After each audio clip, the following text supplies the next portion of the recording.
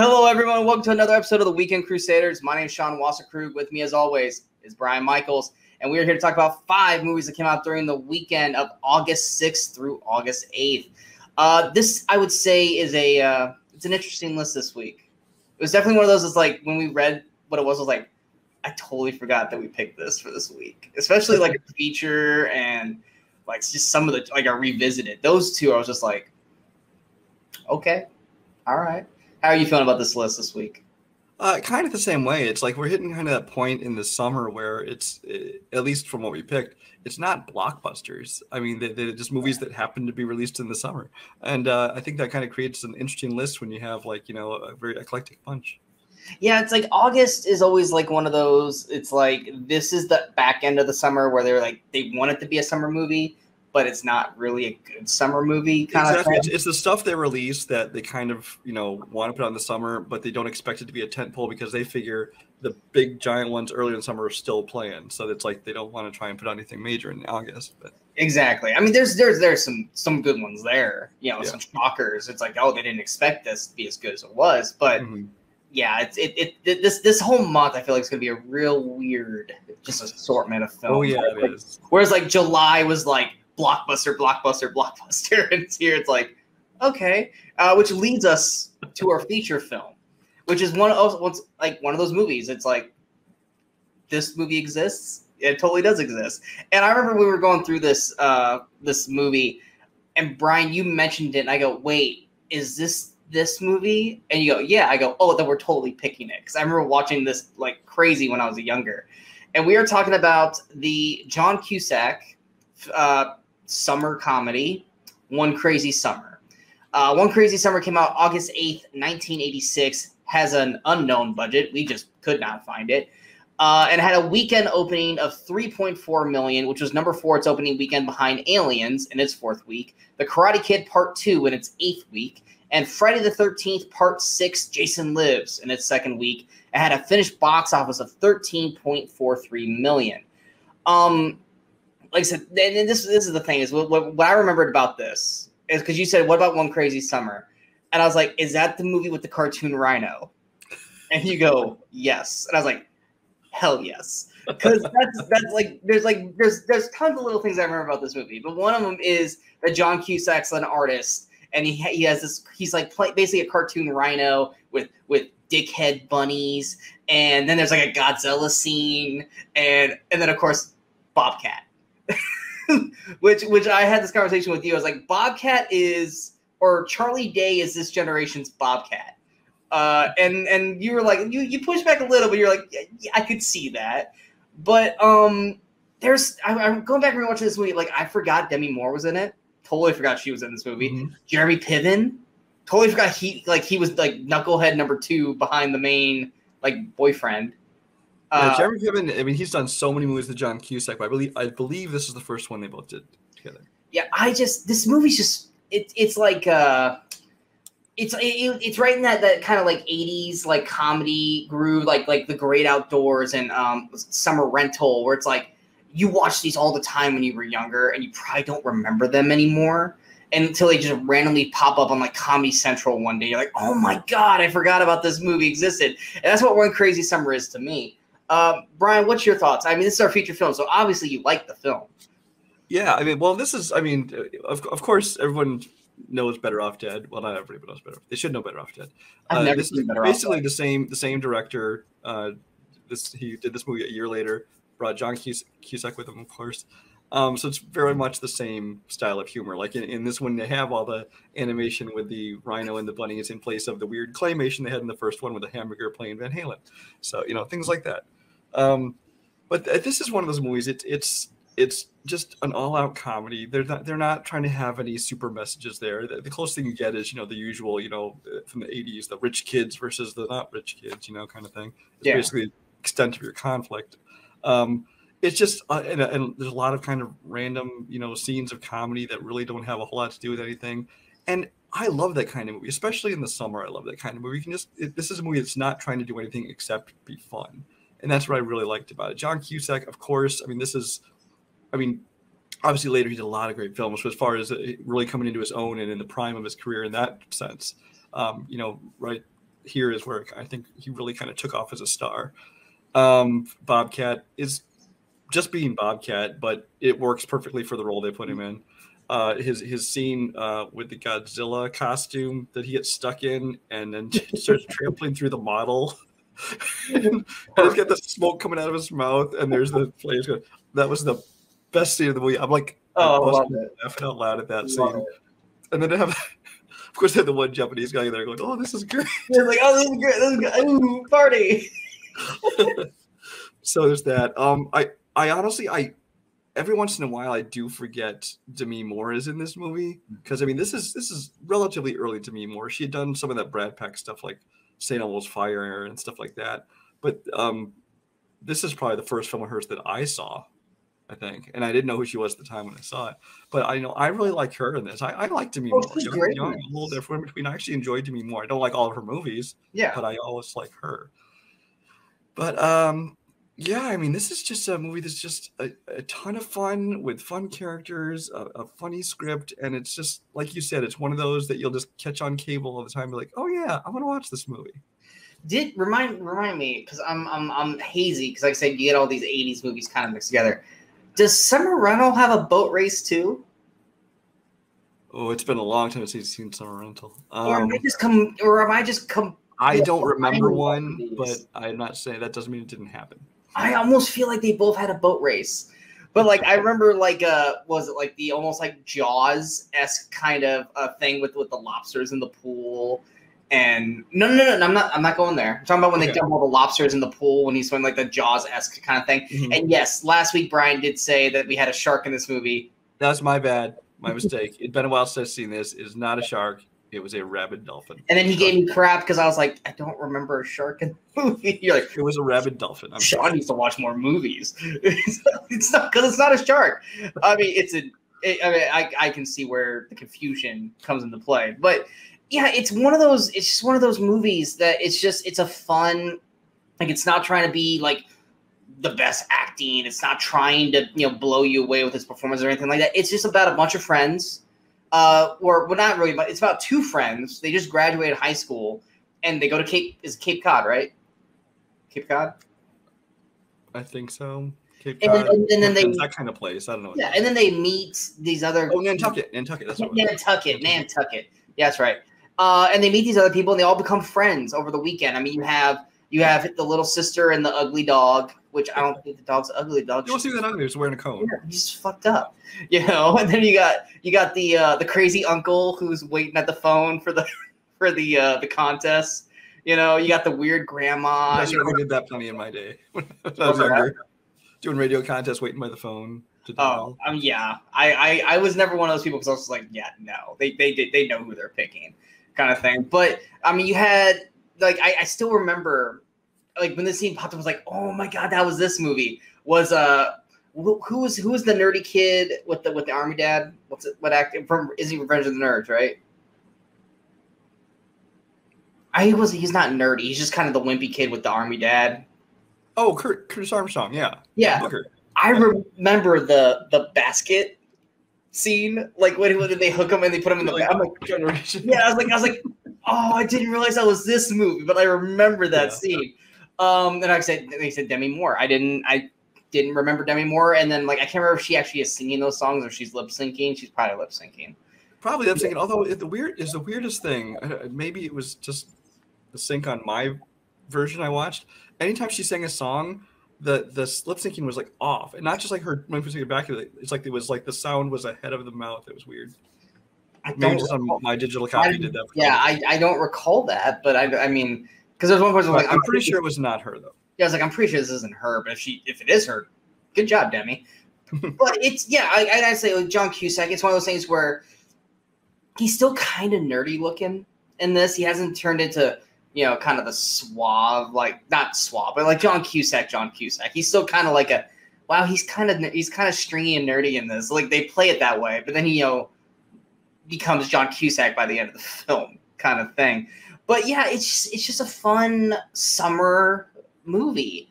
It's got good R-rated kind of comedy. Even by today's standards, it's not R-rated. It's PG-13. But I enjoyed it. I enjoyed it quite a bit, and I think that's why Brian and I both made this our feature film, because it's a movie that we both think back fondly. And even rewatching it, I was worried that I was like, this isn't going to hit the same way, and I still enjoyed it. I still had a lot of fun with it. But yeah, I don't believe it's on any streaming services, right? It is not for free. I did have one more thing I wanted to mention, though. Go ahead. Well, I mean, this movie is kind of where you don't like care about the plot. You're not looking for it to make sense. Which, in that sense, it's kind of just trying to be a comedy and just lots of things, situations. It's like Over the Rainbow, which you criticize for that. Under the Rainbow. Under the Rainbow. But you're okay with it here. So I'm just saying. Because it's not. No, we're not. But I want to say one thing is that, okay, the end of the movie, which spoiler, I guess, but it's just not that kind of movie. Who cares? The end of the movie. The whole plot is basically that Demi Moore has to get this money to try to keep her house that was left to her by a family. But even though she gets the money, she loses the house. So they make a bet basically where she can basically win the bet and get this house back. Anyway, the end of the movie, they win the race, and then they offer to trade the trophy for the house. And basically the old man who's like the jerk who owns everything, like grandfather, whatever. He goes, you can keep the trophy, and you can keep the house too, because you're the kind of nice person that we like around here. And so basically, the race meant nothing. The race is completely inconsequential to the entire movie because the guy was going to just give her the house anyway. Yeah, but you didn't know that until I know, but I'm saying it turns out that the whole race is inconsequential, so it's like, okay, whatever. No, I think the race kind of solidified it more because they kept cheating through the race, kind of thing, where like these people, even though they did the ultimate cheat by putting a freaking Jaguar engine in the boat. A stolen car, by the way. Yeah, exactly. But it's not like it was all a dream and you were there and you were there and you were there. Like, that was last week. Like, don't come at me like it's the same thing. No, it's fucking not. It's not at all. But anyway, no, it is not available on any streaming services for free. You can rent it. Yeah, if you guys want to watch a fun 80s summer film with a young John Cusack, young Demi Moore, young Jeremy Piven, or if you guys want to see Charlie Day's version of himself in the 80s and louder, Bobcat. Check out Reno or One Crazy Summer. It's definitely a lot of fun. But we're now going to Brian's pick, another 5-star film for Brian. And then I was like, why? And then I saw the director. I was like, oh, that makes sense. I was like, that totally makes sense.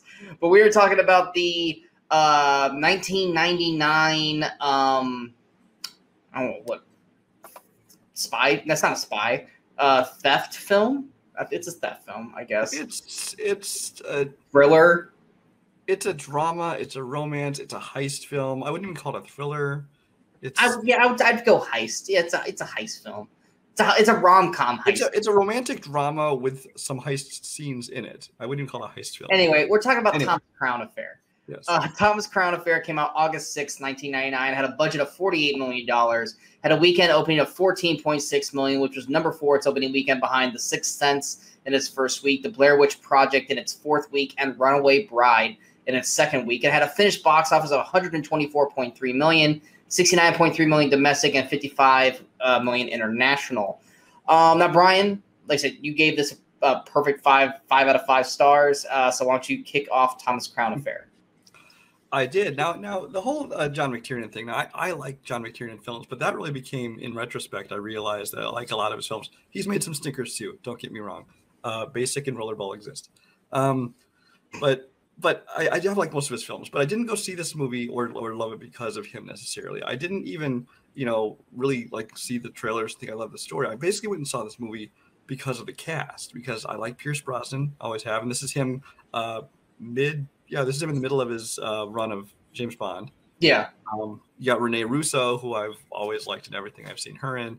And Dennis Leary, who at the time, I really enjoyed him. He was starting to expand a little bit from just his, playing himself and stuff like The Ref to doing stuff where he's, he's still kind of the comic relief, but he's, a little more drama to actual effort to his acting.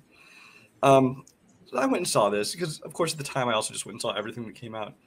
And from the opening scene on, I just had a smile on my face watching this movie in the theater. And it's just that kind of feel-good movie because it's got this it's got this cleverness to it, especially with the main character Thomas Crown, played by Pierce Brosnan. She's got this cleverness to it, which you just kind of smile and sit back and enjoy it. The whole movie turns out to be basically this kind of a cat and mouse game of like misdirection and investigation, where where basically she knows he's guilty, and she's trying to, you know, basically expose him or catch him, you know, making a misstep. At the same time, he's kind of playing her, and he's like messing with her, like he's like, I know you know, but you can't prove it, kind of thing. And so it becomes this whole like, you know, battle of wills and wits at the same time, which obviously always makes for a good kind of rom-com. Now here it's not necessarily a rom-com, but there's definitely some like comedy moments to it. I think the two of them have excellent chemistry. I think that they play off each other very well. They also have great chemistry in the sex scenes, basically, which is, I'm just saying, there's some hot sex scenes in this movie. There is. I wasn't prepared for that, but yeah, there's good sex. And that's the other thing is especially for the summer. Now, August, I guess this tends to happen every year. It seems like August, they tend to put out a couple more adult films, and not adult films, not that kind. But I mean, you know, earlier in the summer tends to be a lot of, you know, blockbuster comic book action movies, even some like zany comedies. And then you hit August, you know, there's usually every year at least one like, you know, kind of movie the adults feel like we can go see. Whether it be this or it'd be like a Born Supremacy kind of thing, you know, something like that. And I really like that about this movie. It's mature. It's not, you know, without being goofy. It's a lot of fun.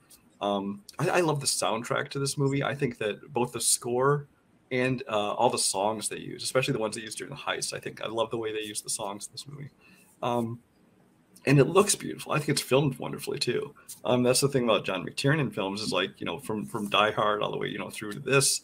I think that no matter what kind of movie he makes, he always makes movies that look good. And yeah, it's my general thoughts. What were your thoughts? This is the first time you've seen this? This I mean, like I knew of the film, but I never watched the film. But yeah, this was my first time watching it, and I can echo a lot of the same stuff you said. This is a lot like Out of Sight in a sense, where you got the female she's not really a cop, but she's like no, she basically is a investigator for insurance fraud, is what she is. Yeah, and then you know he's basically Bruce fucking Wayne, but just wants to steal shit because he can, or he wants to challenge. He's basically bored with life. Yeah, he's bored. He's mastered everything, so why not do this as well? And yeah, it's like a very Out of Sight kind of thing with like George Clooney and J-Lo with this between them two. And like Rene Russo and Pierce Brosnan, they gel really well together, you know, whether it's with their clothes on or clothes off.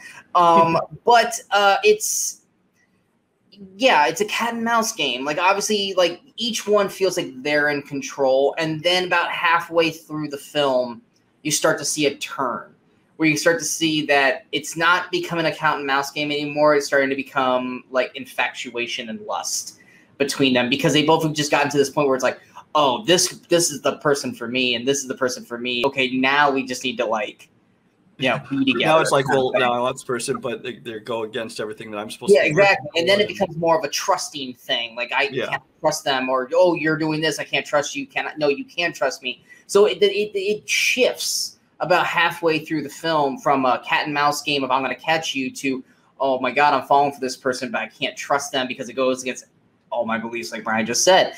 Dennis Leary, I love Dennis Leary, so having him in this film I thought was great, even though they gave him bangs for some reason. What? No, for that, if you tell me. It's like, but yeah, they gave him bangs. It looks horrible. I wish they just would have let Dennis Leary have his normal hairdo.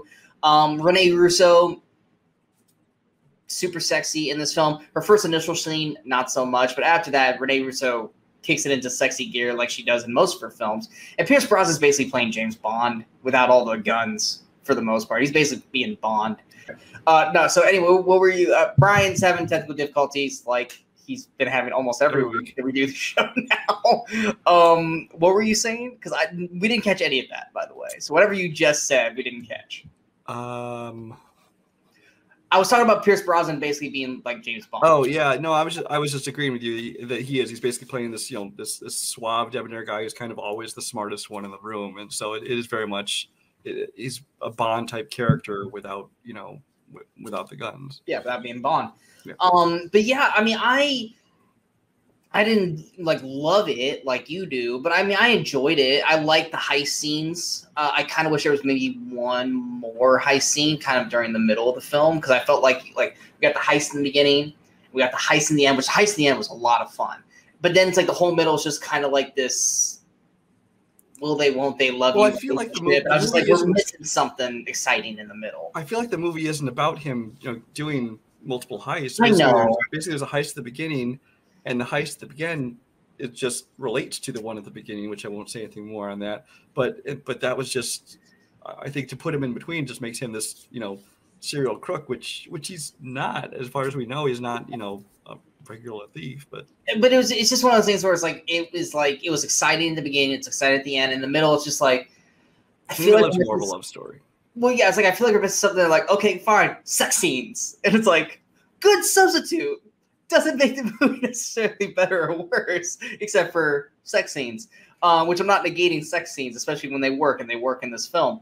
But it's just, I kind of felt like there was just at least one more kind of fun scene with like the heist or something like that. Like I said, I don't need him to be a criminal, like kind of thing, like you're saying, but it's just maybe just a little bit of something that just maybe would have shown like maybe how clever he is again, or maybe they work together and do something because they were like on a vacation thing. Like maybe they like solved something or did something. I don't know, something just to add a little bit something in the middle.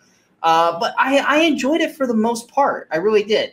I think I gave it like 4 stars out of 5. Like I said, Rene Russo, great. Pierce Brosnan, great. Dennis Leary, great. The rest of the cast around him is solid, but none of them really stick out outside of those 3. But no, it was decent. I enjoyed it. It was a decent Brian pick finally. Instead of just like all my picks are beyond decent. Yeah, no, that's not true at all. And I know you're going to use that against me here in a little bit. But Thomas Crown Affair. Anything else you want to add? No, that pretty much covered it. Like I said, if nothing, you should also check out the soundtracks. I love the soundtrack to this movie. It is available to watch free with ads on both the Roku channel and Pluto TV. I don't remember the soundtrack. I'm like, you're bringing it up, and I'm like, I don't remember it. So it stuck with Brian. It did not stick with me, but it definitely wasn't like, oh my God, this soundtrack is awful. Like most of Brian's picks are. But I mean, it was not for me that I didn't even listen to the music, so I was so focused on the story. So I guess that's a bonus for me on that case. But next we are going to our revisited film. This is a movie that I think Brian and I were both like, did you like this movie? I can't remember if I liked it or not. Well, let's make it a revisited and we'll find out. I really think this movie probably was either a little too early, or it sets the tone for what we've gotten now in the future with like Guardians and Suicide Squad and all this kind of stuff. And what we're talking about is the superhero comedy, I guess you want to call it that, Mystery Men. Mystery Men came out August 6, 1999, same weekend as Thomas Crown Affair. Had a budget of $68 million, and its weekend opening had $10 million, which was number 6 its opening weekend behind, once again, Success in its first week, Blair Witch Project in its 4th week, Runaway Bride in its 2nd week, Thomas Crown Affair in its 1st week, and Deep Blue Sea in its 2nd week. And a finished box office of $33.46 million, $29.76 million domestic, and $3.69 million international. One of the things I think I remembered most about this film when going back to revisit it, because like I said, I really hadn't watched this maybe once or twice overall, was that Hank Azaria, because I love Hank Azaria, and Smash Mouth. That's what I remember from this movie.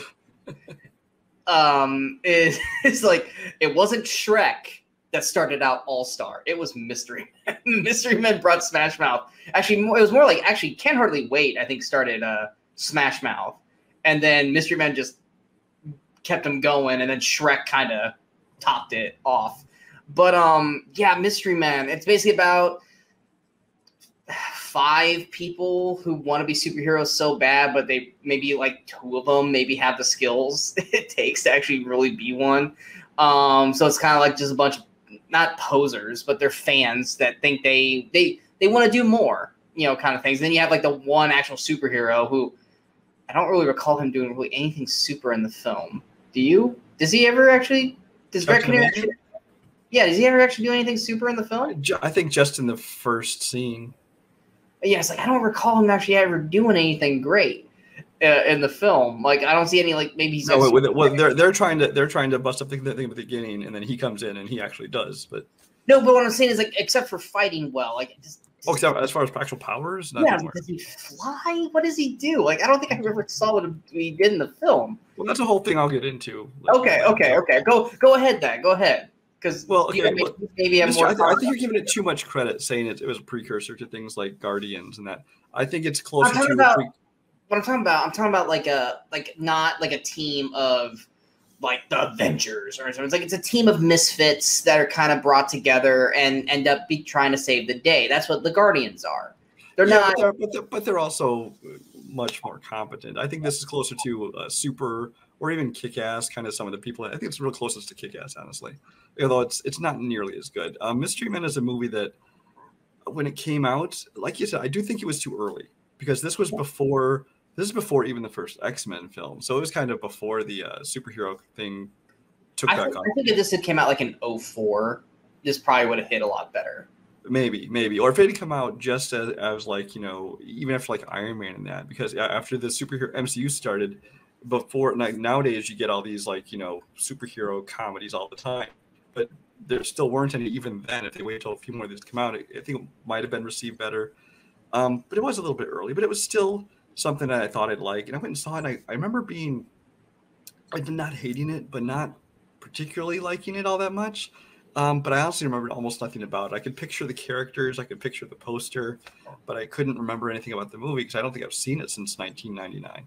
So it was a perfect movie for something like Revisited because this is the epitome of a revisited pick. Yeah. So I watched it and I again recognized almost none of the scenes because I didn't remember it, but I still felt the same way. I was like, I wish I liked this more than I did. And it's like a lot of the actors and then their characters were amusing. Like I enjoyed Hank Azaria being Blue Raja. I enjoyed Paul Rubens. I liked him a lot in this movie, actually. Jean Garofalo doing her thing, But so I enjoyed individual people, but just the actual scenes and the story, I was just kind of like, I was not that big a fan of, especially Ben Stiller. Like I said, he's always been hit and miss for me. There's some things I really like him in. Going back to even like his TV show, The Ben Stiller Show, I really enjoyed when he did like sketch comedy. But then in this one, like him playing Mr. Furious, I'm just kind of like, okay, does this guy need to be the lead of the movie? I don't know. The one thing I will say is the movie kind of undoes its own joke because the whole joke is like these misfits who, they don't have powers. They can't do anything. They're just wannabe superheroes. But then there's a scene where like Invisible Boy actually turns invisible for a minute. And then there's Jean Garofalo who actually has this bowling ball with like those mystic powers that can go on. And it's like, so, like I said, two of them. Like I said, two of them actually have powers. So you're like, is the joke that they do have powers or not? So it's like, I don't know, but yeah. So I mean, again, I felt the same way now as I did then. Is that I didn't hate it, but I probably won't watch it again. Yeah, I mean, with me, I was kind of a little bit in the same boat. There are a lot of performances that I, for the most part, enjoyed. Like I actually liked Jeffrey Rush. He was having fun. He looked like he was having fun in the film, and I enjoyed him on screen.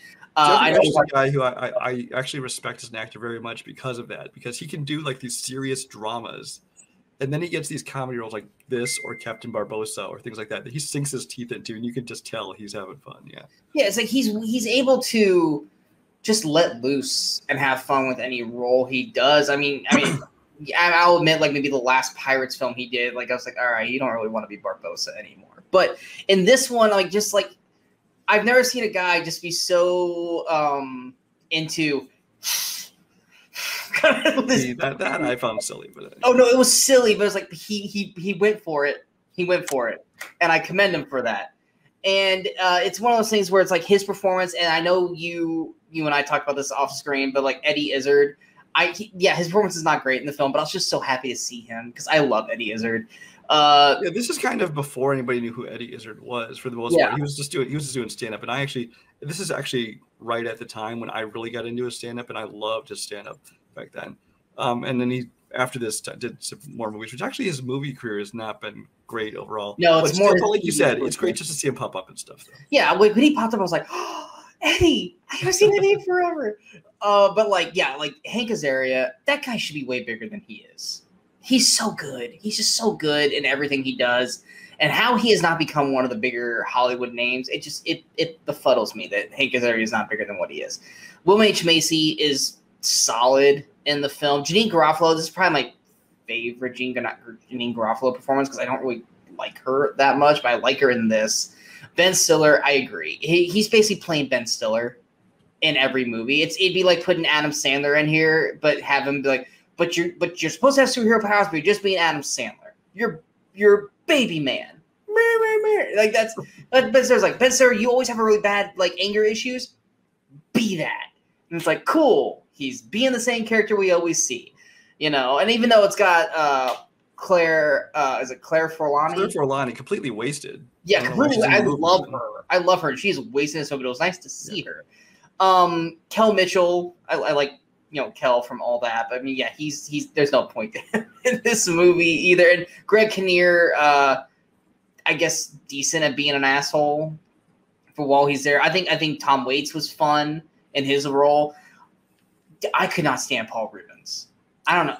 I could not stand, and I couldn't stand Paul Rubens the first time I watched it. So watching him again, I'm just like, I felt like the Mystery Man when he showed up going, oh, fuck, it's Sphinx. Or it's, it's not Sphinx. He's, Spleen. It's like, oh, God, Spleen. Pretend like you're not here. Like, because even I was just like, can we have less of Paul Rubens? And it's not because I don't like Paul Rubens as an actor. Like, I'm not a fan of Pee-wee. But, like, I've seen him in other things, and he's good. He's too much in this movie with his kind of voice. And he was making me hate the film. But it's kind of ridiculous. There's not really a whole lot going on in this movie except for them just talking and planning it. And then when we get to the final, I think the final battle is like the only thing that really has substance in this film. But I mean, it's got a decent cast. It's just, I felt like they just didn't really know what they wanted to do yet. And like I said, a part of that is because they really didn't have superhero movies or good superhero movies at this point, outside of like a couple Batmans and I guess Blade a year prior. But it's like had this come out like 5-10 years later, when we've seen the landscape of superhero films and how they're shot and how they should do certain things, I feel like this movie could have been better and maybe given a little bit more to do than what this film did. Yeah, I will say also, just it jumped to my mind when you talked about see how they were shot. I thought this film looked cheap. It did. It did look. It looked like not even like it's like over there wannabe superheroes, so it should look cheap. It's like no, it looked like it was filmed very cheaply. Like it's a low budget like MTV Films shot it because they just wanted to have a superhero film. Yeah, yeah. It's just I felt like it was 5 to 10 years too soon. And if it had come out 5 to 10 years later, granted, we probably wouldn't have the same cast, but I felt like it probably would have been recepted better, and it probably would have done better. Which I think it did like decent for what it was back in '99 for what it was. I think it did fine, but it could have been so much more and bigger. You could have had like sequels and all that kind of stuff. But yeah, it's just it's okay. It's not like you. It's not something I ever want to go like. In 5 years, if someone brings up Mystery Men to me, I'm like, oh god, I gotta watch that. I'd be like, oh yeah, it's okay. Yeah, I saw that one time. I saw that. That was enough for me, kind of thing. But and I normally defend Ben Stiller to you. Usually you attack him, I'm like, no, Ben Stiller's great. And this, no, he was easily, outside of Paul Rubens, he was easily the worst part of this film. But yeah, Mystery Men. That Peacock. Is awesome. Yeah, it's on Peacock. So if you guys have Peacock, I guess check it out if you want to see what superhero movies were like before they started to get really good. Or if you want to see this cast. So because the cast is fine, it's just the story goes nowhere. So now we're going to my pick, which I know Brian's just waiting to rip apart because he does not like this movie at all. But it is one of my okay. I say it's one of my favorite comedies of all time. I would say it's one of my favorite first halves of comedy films because the first half is great. And there's good parts in the second half, mind you. It's just not as strong as the first half. But I do love this movie. I do quote this movie a lot because I just think it's a lot of fun. And we were talking about the 2010 cop comedy, The Other Guys. The Other Guys came out August 6, 2010, had a budget of $100 million, had a weekend opening of $35.5 million. It was number one its opening weekend, its only week at number one, and had a finished box office of $170.45 million, $119.2 million domestic, and $51.2 million international. Yeah, I love this movie. I really do. I think this movie did a lot for a lot of people. I said this on a previous show. I was giving up on Will Ferrell as a performer because he just kept coming out with shit film after shit film after shit film, and I'm like, I think I'm done with Will Ferrell. And Mark Wahlberg was kind of in the same boat. Like I was like, crappy movie after crappy. I was like, I'm done with Mark Wahlberg. And they both came out with this one, and I was like, all right, I'll check it out. And it's fucking hilarious. It's hilarious. Plus, it brought me back Michael Keaton, which at the time, I mean, I forgot about Michael Keaton. I really did. And Michael Keaton is hilarious in this film. There's so much great dialogue in this movie. Plus, you got a great cameo / small spot for The Rock and Samuel L. Jackson. That's hilarious. Rob Riggle and Damon Wayans Jr. are hilarious in their small scenes. But yes, I agree with Brian. The first half to me is perfect to me in terms of comedy. But then they start going down the Steve Coogan and the other storyline, and that's when the movie starts to not necessarily fall apart, but just starts to get a little dry and a little kind of tiring to the end of the film. But there's just so much funny jokes in this movie. I still think one of the best comedic things between these two in this movie is the whole tuna and lion story. I love that. Also, did it end like you thought it was going to? Nope. No, it didn't. It's just like, I also love that, like, your pee, it sounds feminine to me. It's like, why are you listening? It's like, and I don't know how many times I've said, I'm a peacock. You gotta let me fly this one. Hey, newsflash, peacocks don't fly. Well, they do if they get a running start. Don't help him. At the end, we see a peacock fly. You see a peacock fly, but fuck peacocks, though. They should all die. But still, it's a funny movie. And Brian, I know, does not like the movie, so go ahead, Brian, attack it. But I really enjoy this film. So the Other Guys came out at a time when, like you, I mean, I think more than you, though, I was kind of sick of Will Ferrell. I mean, I always liked him when he was in supporting roles in movies. But then, like, after Elf and Anchorman, and he started doing, there was Blades of Glory, and there was Semi-Pro, which was actually okay, but they were like Land of the Lost and all these things. And I was just like, screaming. Will Ferrell movies just, oh man, he's not been funny in a lot of this stuff. So The Other Guys came out, and I don't think I even saw it in theaters. Because Mark Wahlberg didn't appeal too much either. Mark Wahlberg's a guy I like in certain movies. Like, he's one of those guys who I won't say I love everything he's in. I don't dislike everything he's in. It's project to project with him for me. And so I had not a whole lot of interest in this movie. I finally watched it, I don't know, just a few years ago, and then I rewatched it for this. And like Sean said, like when Sean first asked me my initial thoughts about the movie, I was like, I told him I didn't love it, but I also did say the first half of the movie is much funnier than the second half of the movie, because the first half of the movie, the jokes are kind of coming fast and furious, and there are a lot of very funny lines. The tuna and the lion being the perfect example of that. But then once you get in the second half of it, I actually got bored. I mean, it's one of the movies where I must have going, really, there's that much time left in this movie? I thought it was wrapping up, and it just kept going, and it got to the point where I'm like, I didn't, because I had to watch for the show. I really was fighting the urge to just skip through the second half of the movie because I was just getting bored with where the plot was going. I will say that in the second half, I did enjoy the one part where the old lady is going messages back and forth between him and Eva Mendes, going, "You guys are way too personal. I don't want to do this anymore." But you guys see is graphic. I did enjoy that. That's one of the only parts of the second half of the movie that I laughed at. In the first half, there was a lot of good stuff. I enjoyed watching The Rock and Samuel L. Jackson. I wish they hadn't died, because I think they would have been a whole lot of fun to have around in the rest of the movie. I understand that then they couldn't be the other guys. What I'm saying is the best part about the whole thing is I like aim for the bushes, and there's not a single fucking bush anywhere. Will Ferrell even calls him like that. It's like, there wasn't anything in there. What are they doing? What are they thinking? Are you guys fighting during the funeral? Yes, Captain. We are. But I would have liked to have seen more of like kind of them clashing with the other guys. Would have been a lot of fun. But at the same time, you had in their place Damon Wayans Jr. and Rob Riggle, which those are two more guys who I really like whenever they pop up in a movie. Mm.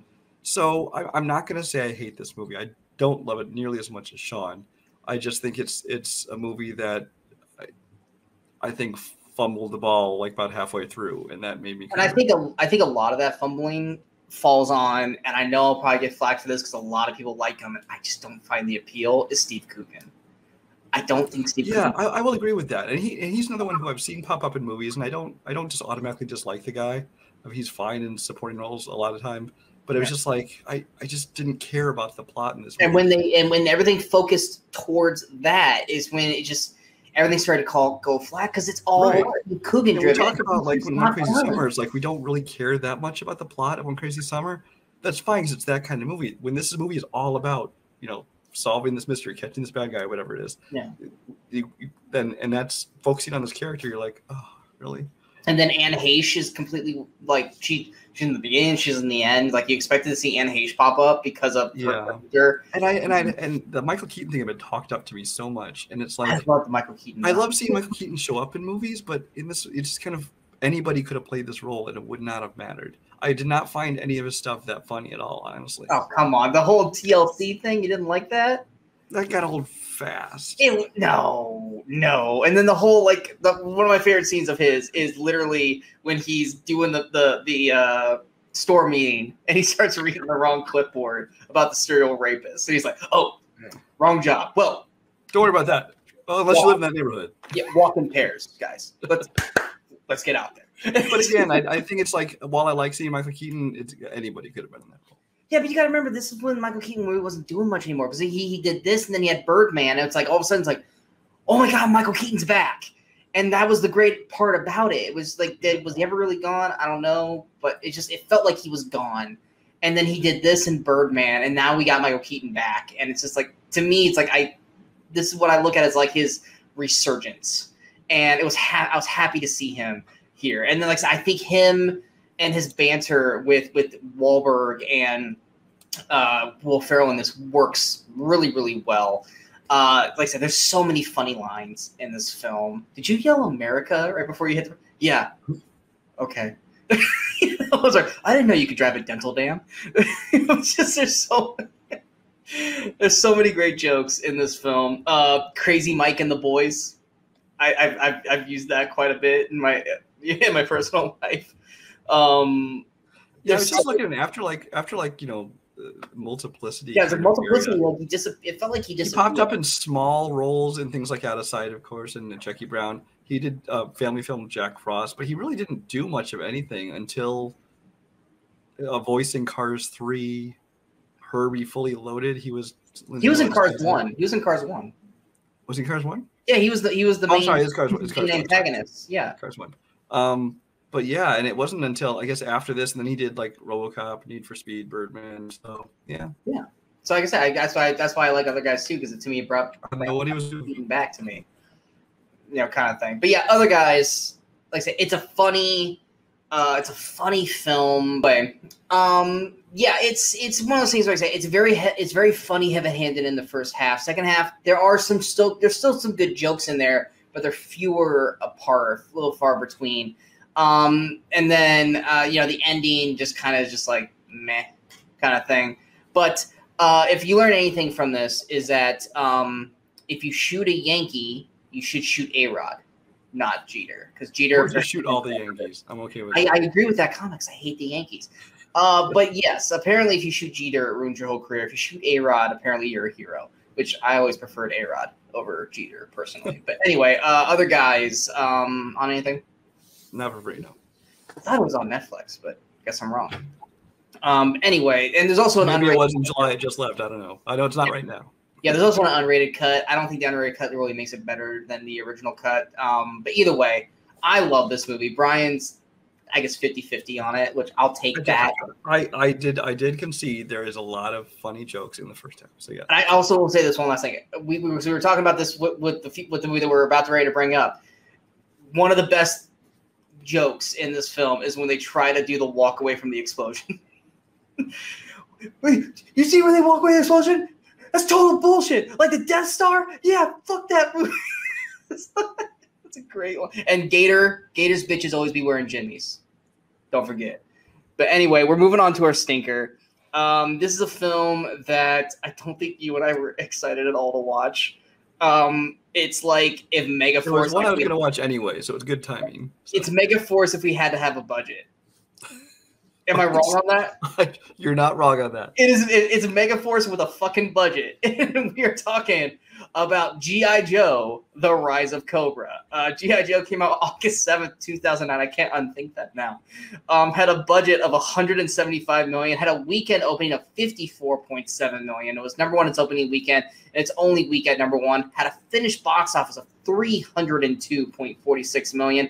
$150.2 million domestic and $152.26 million international. Yeah. G.I. Joe. Brian and I both watched G.I. Joe when we were kids. The movies and the cartoon series. We both like Joe. I'm more Transformers than Joe, but we both like Joe. And I think, and we did not know each other at this time when this movie came out, but you and I both said the exact same fucking thing when we talked about this movie was, oh God, the fucking robot suits. And like that was like the most criminal thing you could do to the G.I. Joe movies was to have those robot suits. And that was from the trailer. And I remember as soon as this trailer came out, I was like, oh, this movie's gonna be bad. I was the same way. I was excited to see the movie. And well, I wasn't excited to. I was like, hey, there's a G.I. Joe movie coming out. And this is clearly they were cashing in because Transformers just come out. So like, oh, you know what? What else are we cashing on? G.I. Joe, make a movie that. Get nostalgia, people go see it, and so I don't fault their thinking for making this movie. No, but like Sean, like I was like, okay, cool, this could be fun. And I saw the trailer, and I'm like, okay, A, nothing in this movie looks like G.I. Joe, and B, why is there such a focus on these fucking super suits and we're never any part of anything? One scene of the movie, that's all they're in. But it's half the trailer. Yeah, but it's also a very long scene, but still, yeah, one scene. But I mean, there's going back and rewatching this, we were just like,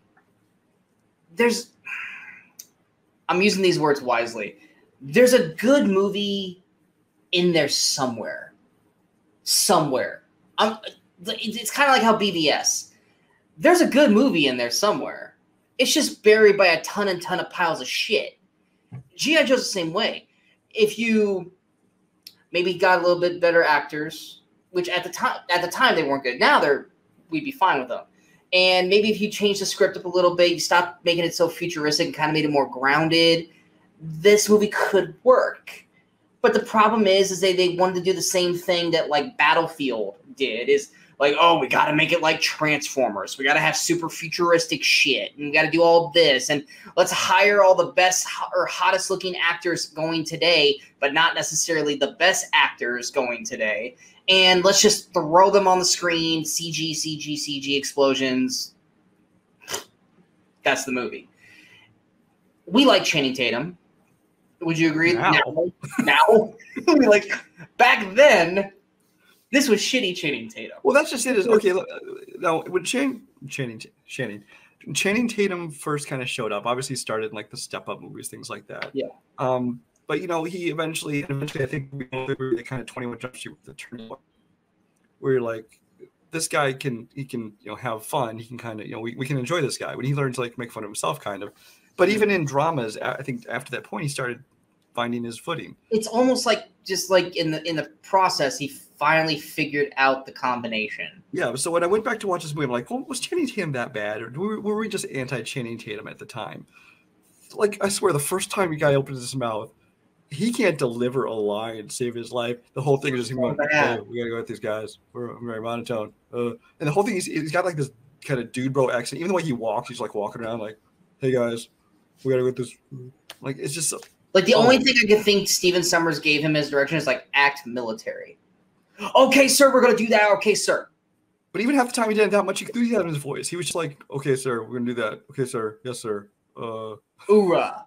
Hoorah. Hoorah. So you got him. You got Marlon Wayans, who I'm not a fan of in most everything he does. I mean, there's a couple of exceptions, but here, I mean, he's trying to like insert his brand of comedy, and 90% of the time it doesn't work and doesn't fit at all.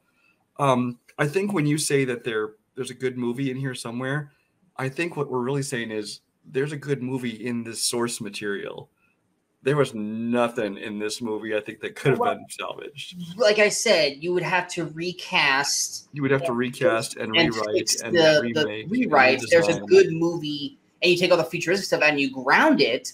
There's a good movie there. I basically just changed 80% of the film, Brian. That's exactly because I mean the problem. The problem is this movie it's G.I. Joe only in that the characters have the names of G.I. Joe characters.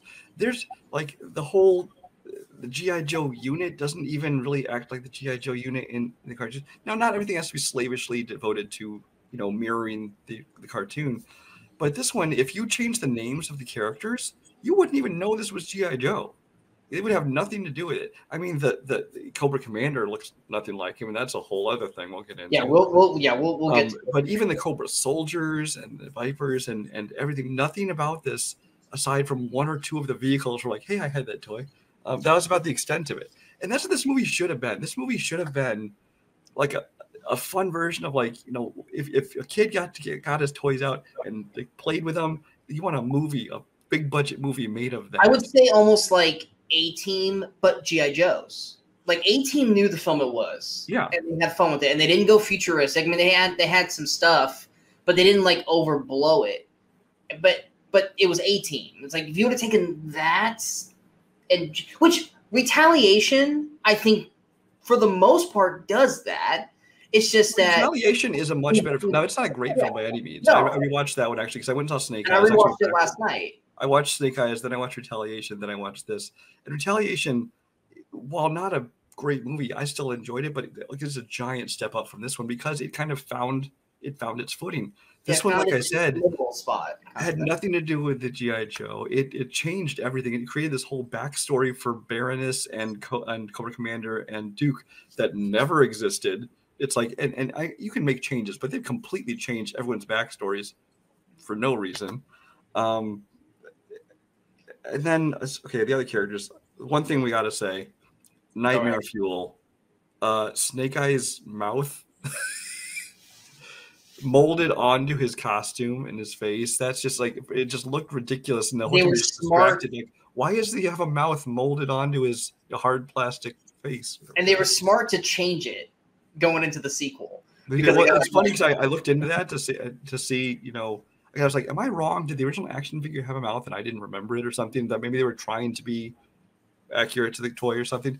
And I didn't find that, but I found a interview with Steven Summers going into making the second or producing the second one, where he says, "Don't worry, the mouth on Snake Eyes will be gone in the second movie." Because even he knew it was like, yeah, that was a bad movie. And like I said, that's the big difference between 1 and 2 as well. I know we weren't trying to turn this into let's talk about both films, but we're fucking kind of doing it already. Is that like the first G.I. Joe didn't feel like it was made by people who knew G.I. Joe. It's just that hey, we got this G.I. Joe property. Let's just cast it and do whatever we want to do. Whereas like 2 felt like, okay, now we're giving it to people who actually know who G.I. Joe is, how G.I. Joe is supposed to look, like Cobra Commander and Rise of Cobra compared to Cobra Commander and Retaliation. He looks like fucking Cobra in Retaliation. He doesn't look like Cobra in the first film. Snake Eyes looks like Snake Eyes in 2. He doesn't look like Snake Eyes in 1. And then, of course, Destro, they just like, well, fuck you, Destro. You're not going to be in the second movie kind of thing. But it's just like, it was like they gave it to the people who seemed to know what G.I. Joe was. Granted, it still wasn't great, but it was a significant step up in it. And it's one of those situations where in the first film, it's kind of like when they redid Teenage Mutant Ninja Turtles. And they're like, look, well, we know people like turtles, but let's completely just fucking do whatever we want with it. And everyone was just like, F you. No, you can't do that. And then the sequel was like, all right, let's kind of give it to people who actually kind of know what the turtles are. And the sequel, once again, not great, but it was a significant step up from what the first film was. And that's what I felt like that was the problem with this film. It's just like you have a lot of people here who are just trying to cash in. and they just did not know what G.I. Joe was. And there's so much bad here. Like I said, the Baroness, Rex, Duke storyline does not work. The flashbacks in this are just totally unnecessary flashbacks. I mean, some of them when they were trying to tell their backstory, which okay, they seemed shoved in there for no reason. But then like, especially like the Snake Eyes Storm Shadow stuff, like every time they clang their swords, like brief flashback. Or anytime they were on a plane, and it's like we ran out of dialogue because they're on a plane. Flashback. Flashback.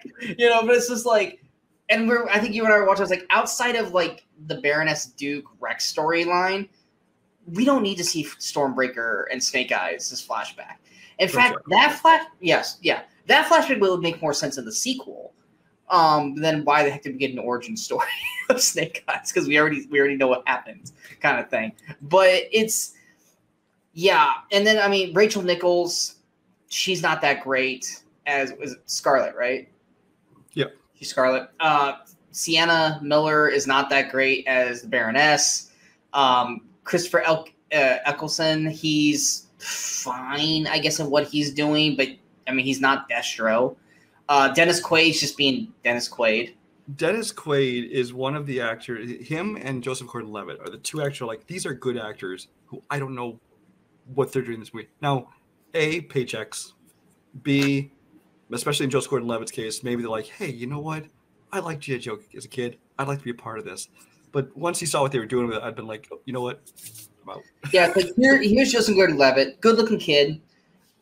Just came out. Was this before or after 500 Days? The same year. I don't know what came out first. I think this was the same year.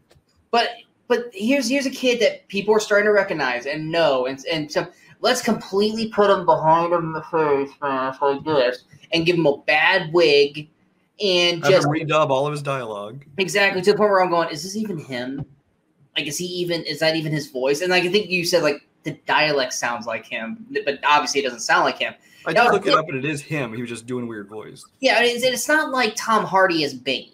Like Tom Hardy as Bane, that was a Tom Hardy decision, and he's playing. Yeah. That was a choice, and he's playing that character, and I respect that. Gordon-Levitt is just like, we just can't. We're going to give you 2 scenes where we get to actually see you, and then the rest of the movie you're going to just be like the whole way through, and then at the end of the movie, it's like, and now you're in a mask, and we're never going to see you again. The one thing I can't figure out, I still don't know, because I mean, at the time, I don't know if it was a leak or if you're supposed to know this ahead of time. The whole time, it's like they're trying to hide the fact that he's Cobra Commander. He's known as Rex from before he was, before he went bad or whatever. And he's known as just the Doctor. And there's like this pivotal scene where all of a sudden he's like, now you can call me Cobra Commander. And you're like, were we not supposed to know you were Cobra Commander all along? Because everyone did.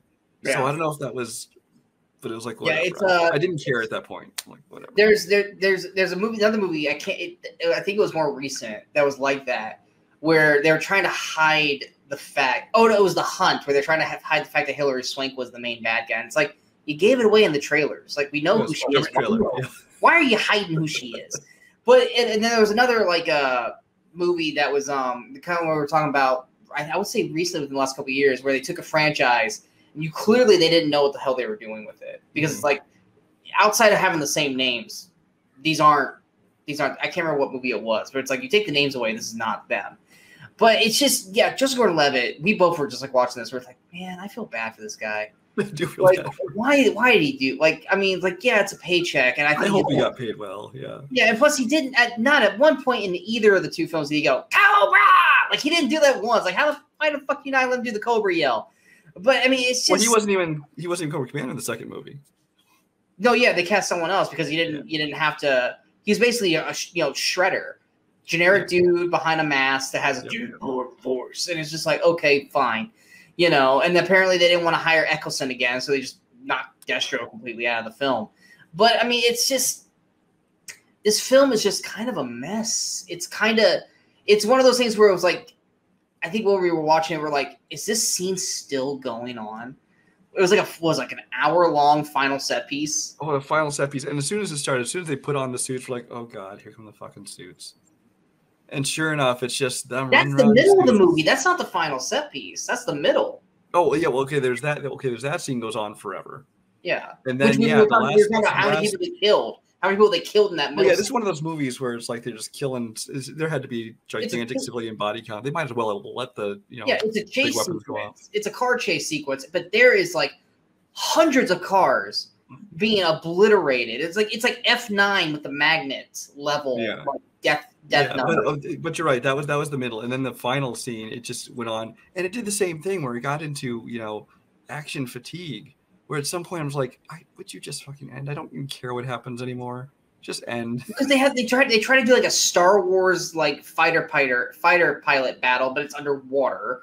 And then you had like 3 other set pieces of action sequences happening, spread out through the whole thing. And by the time you start narrowing them all down, we're like, how much more we got left? Like, where are we at? Because like they're still fighting over here, they're still over here. Marlon Wayans is flying in the air over here. I totally forgot about that storyline, and that's like the main storyline. And then you got this going on over here. It's like, I think we were like, how long is this battle been going? And Brian's like, I don't know, like a fucking hour. Just like I did think it was funny that they because they had to give him a random G.I. Joe character to be. Marlon Wayans was Ripcord. He was supposed to be the paratrooper, and yet so at the end of the movie, like, well, we have to have him jump out of a plane because that's the random character we gave him. So. And which even then we like he and then just like stereotypical, he's always getting arrested.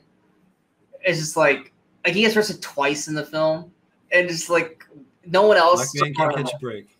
Yeah, just Marlon Wayans. Just get him arrested. He's just gonna get arrested because he just shows up where he's not supposed to. But yeah, G.I. Joe: Rise of Cobra. It's not good. It's a bad film. And could you watch Retaliation without ever seeing G.I. Joe: Rise of Cobra? Yeah, because you Absolutely. know what? I would recommend it. 90% of the characters in the first film aren't even in the fucking second movie. Yeah, most of them aren't in it at all. A couple that are die. Actually, I don't know who even carries over besides Storm Shadow. Storm Shadow and Zartan. And Snake Eyes. And Snake Eyes, which that Snake, I mean, you don't need to see the first film for Storm Shadow and Snake Eyes. Like, you get enough out of that from that. They just redo the whole second movie. The only thing you need to know about from the first film to go to the second one is that Zartan has taken over as the president. That's the only thing you need to know. And they showed that at the beginning. Like, I hadn't watched the first either movie in a long time. I watched Retaliation before I watched this, and I was like, okay, I'm caught up. All I need to know. And that's the other thing too. Is like even Channing Tatum. Yeah, he was the main character in the first one, and he dies in like the first 20 minutes of the second one. But they do enough to establish his character in that first 20 minutes, and they did in the entire first film to the point where you didn't need to watch the first movie because it's like he never brings up the Baroness, he never brings up Ripcord in the first in the second film. It's just he's just Channing Tatum, Duke, and he's friends with The Rock or Roadblock, and then he dies, and it's like, okay, cool. So you literally, like, even when Duke dies, they never go to Cobra Commander and go, Duke's dead. Like, there's no correlation between the Rex Duke storyline anymore. They just completely killed it. I think even they were basically saying, okay, we're going to reboot this. Channing Tatum doesn't even want to be in the movie. He's in it for contractual reasons. And he's fine in the parts that he's rebooting it with The Rock, which I totally get that. But I think that serves as a way to just be like, good, we don't have to ever watch the first movie again. If you're going to watch one, watch the second one. Exactly, because it's not great, but it's decent for what it is, and just pretend that Rise of Cobra never existed because frankly they don't care because every character just completely is just gone, never mentioned, doesn't get explained. Apparently they're not even in fucking G.I. Joe anymore, and that's the thing too is in the second movie I think it's only like 2 months later. I think it's only 2 months later. Because Zartan has a line, he's like, I've only been the president for 2 months, and this time was like, so they managed to get rid of Quaid, Nichols, Marlon Wayans. They got rid of all these motherfuckers in 2 months. And they were the core team, yet. And Duke's in charge of the Joes. Duke's in charge of the Joes. It's been 2 months, and I'm just like, how the fuck does that work? It's like that's a line where it's like that line didn't need to be said. You could have just left that line alone. But you had to drop that line, and I was like, well, that just doesn't line up at all. Yeah, exactly. Let us think, because I don't remember, the second one came out in like what, 2013, something like that. Something like that. So you could have let us believe, okay, it's 4 years later. Yeah, because then you could have that could have ushered them out, and would have moved on or gone to other missions. But 2 months, no, there's no way all that crap could have happened in 2 months, especially after they saved the world.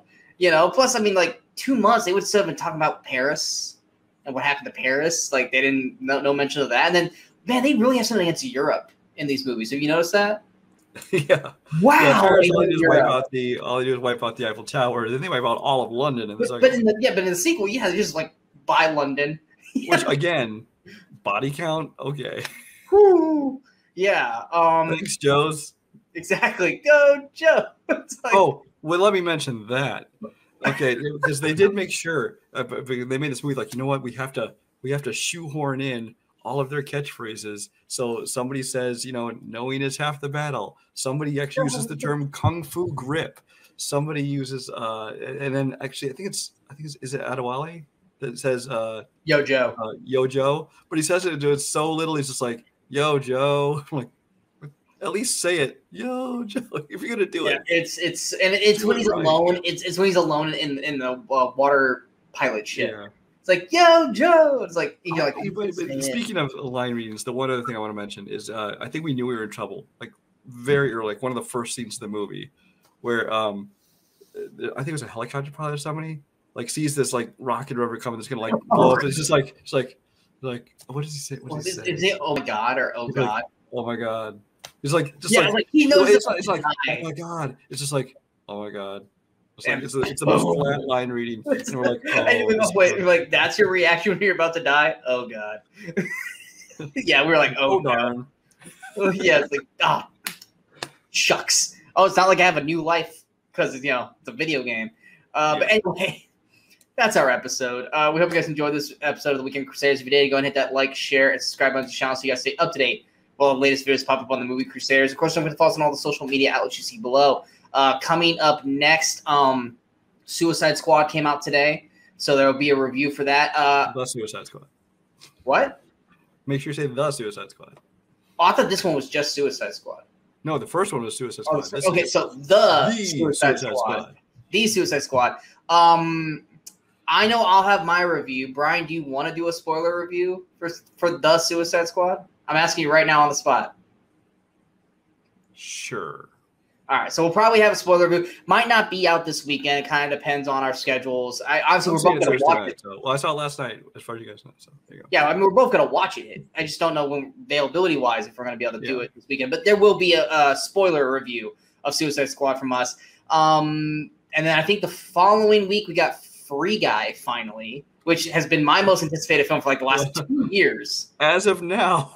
Free Guy next week. They're not gonna push it back a week before they do. Who knows at this point? But we're probably gonna get Free Guy. And then obviously Brian and I will be back again next week with 5 more movies to talk about in movie history. We've got a movie that. Oh yeah, you don't have to listen for me because your audio went out on you. I brought it up on a separate thing. Okay, so we have a movie that Brian's pick is a movie I think I remember when I was younger, but I don't remember the movie at all. So it's going to be like a first-time watch for me. We have 2 movies that are 2 of my favorite films. One was a favorite film when I was younger.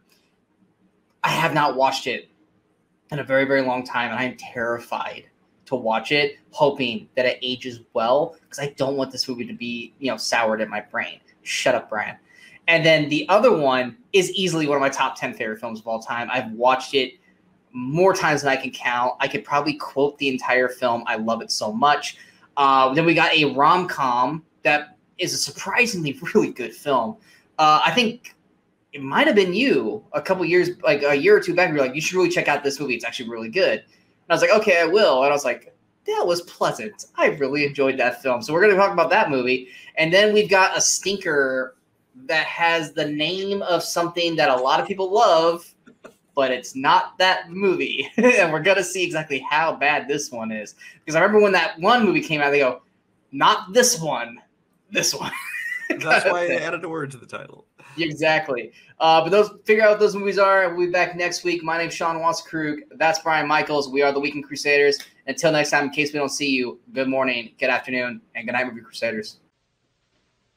You're still here? It's over. Go home.